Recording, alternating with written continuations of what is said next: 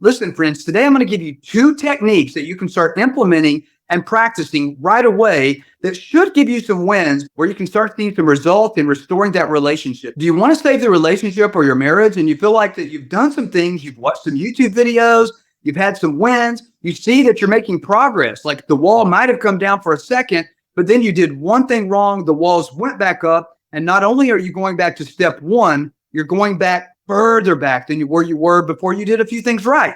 You're not even sure what you did wrong, but all you do know is this is the woman of your dreams. This is your soulmate, and you would give anything to get her back. You just got to be coachable. Please do us a favor. Right now, we know less than 10% of the people that are watching the videos that are getting a lot of help out of it are subscribed. We'd like to get that number up to 50%. Support the channel, subscribe to the channel, but more importantly for you, hit that bell notification. We have a hefty recording schedule here coming up the next few weeks. I don't want you to miss any of that content to make sure the algorithm doesn't suppress that. So if right now what you're doing is not working, does it make sense to keep doing what's not working? No, it doesn't. But your body doesn't feel like that. Your mind doesn't feel like that. But until you change what you're thinking and start aligning your actions with your goals and stop aligning your actions with your feelings, your situation is only going to go from bad to worse or from worse to horrific. So one of the things that you can do right away that's going to get you out of that is get yourself out of pain. Whenever you're sitting around thinking about your spouse or your long-term relationship lover, and you're thinking about the pain that you're in because you're not getting what you want, she's not doing what you want her to do, you're sitting there lonely, you're depressed. A lot of you are to the point that the depression is going to a whole new level. And guess what? Anytime you're experiencing that kind of pain, how many of you are watching this video and you've dropped 40 pounds in the last couple of months? So that's one of the benefits of going through a failed relationship because it makes you a lot of times more physically attractive. But here's the downside of that. You're experiencing that weight loss because you're in pain. And whenever you're in pain, it's because so as the man thinketh is he. So if a man is sitting around thinking about, I don't have the relationship, I want the relationship, whatever you focus on in the way that you don't have, the very thing that you do have left will also be taken from you. So what you've got to do is pivot that, get yourself out of the pain and focus on what you do have, what's currently in your life. And that brings and fulfills scripture into your life, actually, where more will be given to you. So if you want more of the relationship instead of what you have left being taken away, one of the first things that's so important that you can do is get yourself out of pain. And so the reason that you want to do that right away is because when you're in pain, it comes across in your body language. It comes across in your tone of voice. Is any woman on the face of the planet attracted to a man that's sitting around depressed and he's in pain? No, she's not. Pain is connected with tone of voice. And it's connected with screaming. When you get yourself out of pain, your tone of voice is going to change and you're going to feel less like you want to scream. You're no longer going to feel the tendency to scream out of frustration. Whenever you go to Baskin-Robbins, you probably hear me say this as an example quite a bit. My favorite ice cream when I have a cheat day and I'm doing carbs is Baskin-Robbins. I like cookies and cream ice cream. The last time I went to Baskin-Robbins, they actually didn't have cookies and cream ice cream, which for me, it kind of was a big deal because I only do that about once a year. But when they said, we're so sorry, sir, we don't have Baskin and Robbins. Okay, yeah, I immediately thought, wow, that really sucks because your only job as a Baskin and Robbins is to carry the ice cream in stock. But it is what it is. It was just ice cream. And did I need cookies and cream ice cream to feel good about myself, to carry on with my life? Was it something that I literally needed? No, all I need is food, water, shelter. In today's world, we need money because it's just like air. We can't live without it. So those are my basic needs. The cookies and cream ice cream is just a personal preference. Do you need your wife to do what you want her to do? Are you going to die if you don't have exactly what you want? If she doesn't talk to you, if she doesn't spend time with you when you go pick up the kids, if she doesn't need to stay married like what you think that you need? No, but you choosing to think that you need all of that stuff, that's going to continue to pivot you where you have more pain.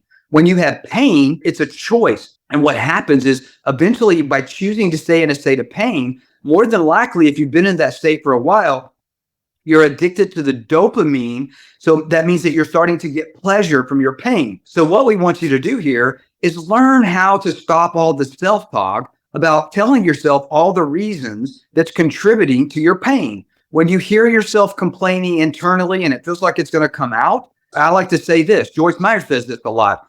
If you complain, you're going to remain. And if you remain long enough, where you're at, things are going to go from bad to worse. So how do we get you out of complaining? When you feel the need to complain, shut up, shut up, shut up, shut up, shut up, shut up. Complaining always results, it stems from a request, meaning you want somebody else to do something that they're not doing. So you complain about it like you're 3 years old. Whenever you choose to mature up and tell yourself, shut up, shut up, shut up, now you can sit there and address, why was I feeling the need to complain just now? What was my request? And is my request something that's the answer is going to be yes if I verbalize it? Or is it going to be me acting like a selfish 3-year-old?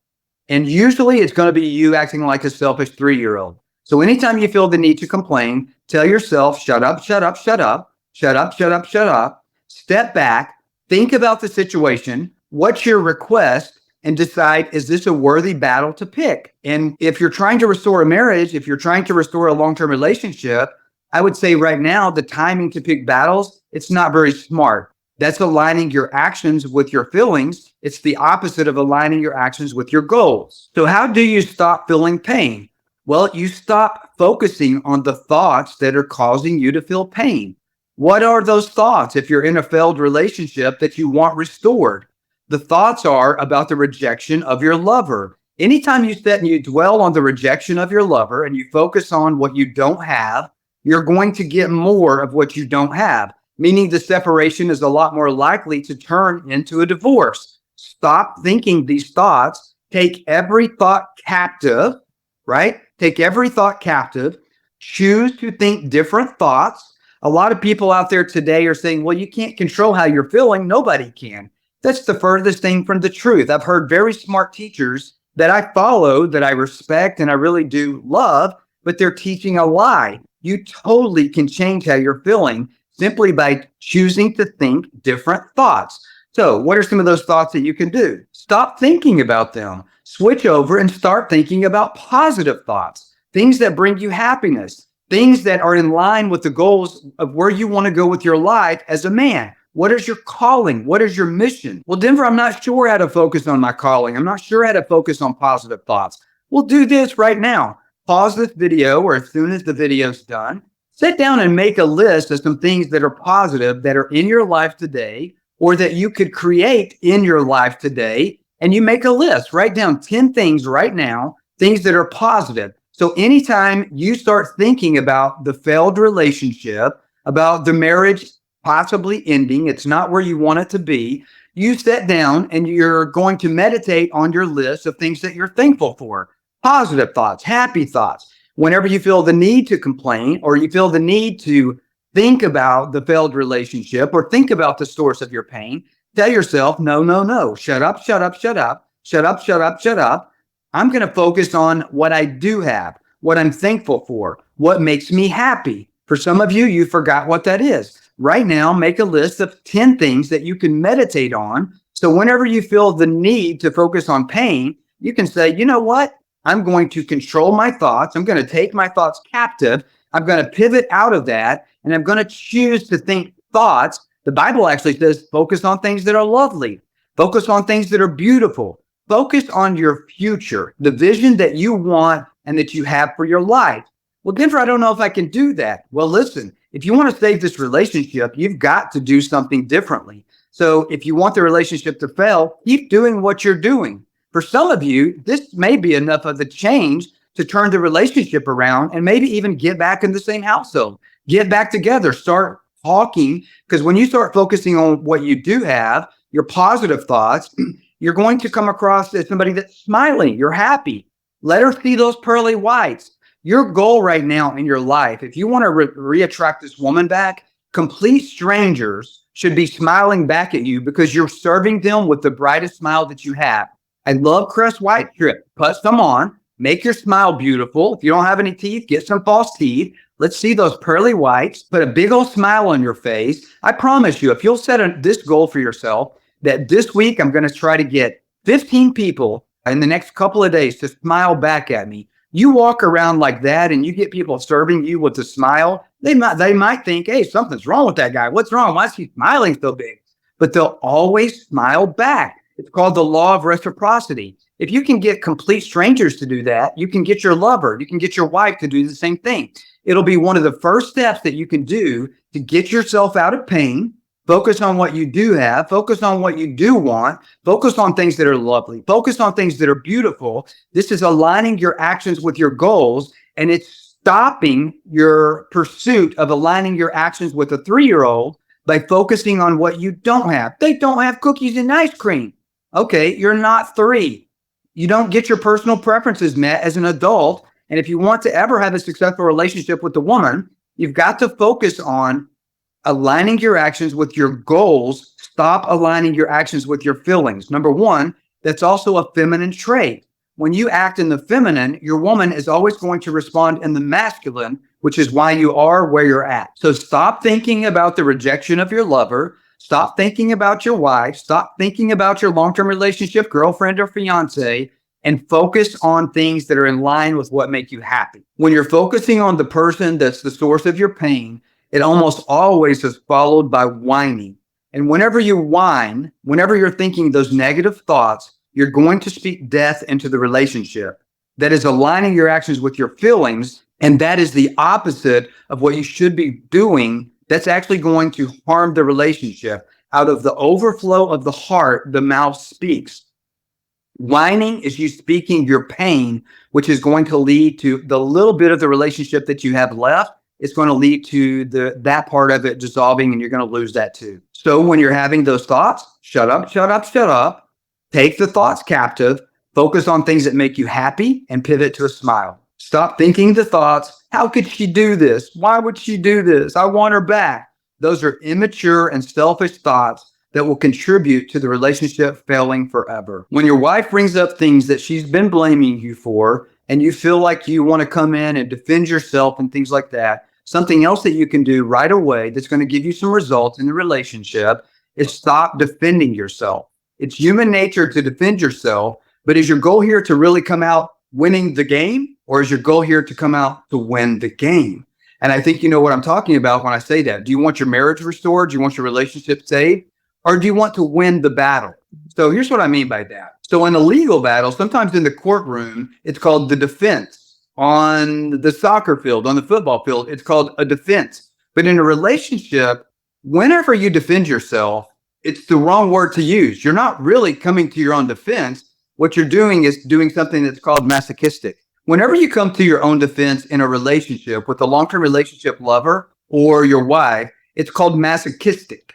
And it's the opposite of defending yourself. You're actually contributing to the downfall of the relationship, to the downfall of the marriage. Stop doing this. If you were hunting in the wild on an African safari and a lion is after you, defending yourself is a great idea. But when your wife or your long-term relationship lover, if she's condemning you, criticizing what I like to call the opposite of what you should be doing the 3 Ps, positive, polite, and playful. But when she's coming at you with the opposite of the 3 Ps, you don't hear me talk a lot about this on the channel because I fully believe where the mind goes, the person follows. So as a man thinketh is he. So I don't mention this a lot, but when your wife is walking in what you shouldn't, which is the 3 Cs, condemning, complaining, or criticizing, the last thing that you want to do is defend yourself.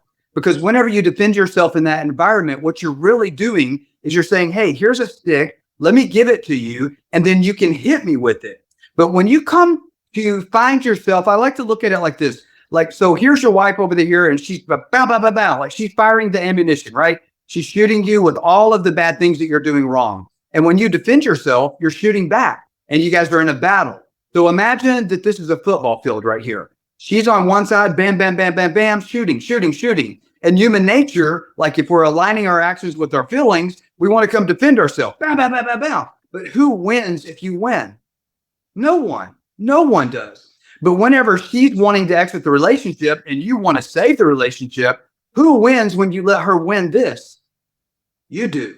And when you win that battle, she wins because you both win. So how do you do that? You walk across the football field. She's shooting you. Bam, bam, bam, bam, bam. You're over here. You raise the white flag. You walk across the football field. you put your machine gun and you start firing it back at yourself. Because when you stop coming to your own defense with true belief, true sincerity, you're right, I am a big jerk. You're right, I am a narcissist. And you explain why you agree with her feelings. You explain why you agree with why she's right. I'm going to give you an example. The majority of the year, I live in the Caribbean, right here pretty much about as close as you can get to the equator. Every morning, I like to get up. I watch the sunrise at 4:30 a.m. in the morning. When I get up to watch the sunrise, this is a truth that I'm telling you. The sun rises when you're on the equator here. It's very fast. I like to watch it come up out of the ocean. It's lightning fast. If I run into the house to pee for a minute, I come back out, I miss the sunrise. It's come up out of the ocean. It's high in the sky. For a small portion of the year, I live in the central part of the United States. I stay there anyway for a couple of months to visit my kids and my grandkids. And when I'm there, I like to also get up and I watch the sunrise from my porch, wherever I'm at there. When I'm watching the sunrise from the central United States, it's very slow. And both things are facts. I'm watching the same sun from the same planet. I'm stating one fact, the sunrise is very slow. True or false? That's true. But if I also state another fact, the sunrise is very fast. True or false? That's also true. I'm telling you, I know this for a fact. Both are true.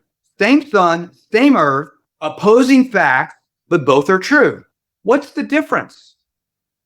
The perspective of where you're looking at it from. This is why you're in a failed relationship, is because nobody has ever taught you how to see from her perspective. So what she might be saying, which is completely false in your eyes, based on factual evidence, for her, based on her factual evidence, it's how she feels. And for her, it 100% is truthful.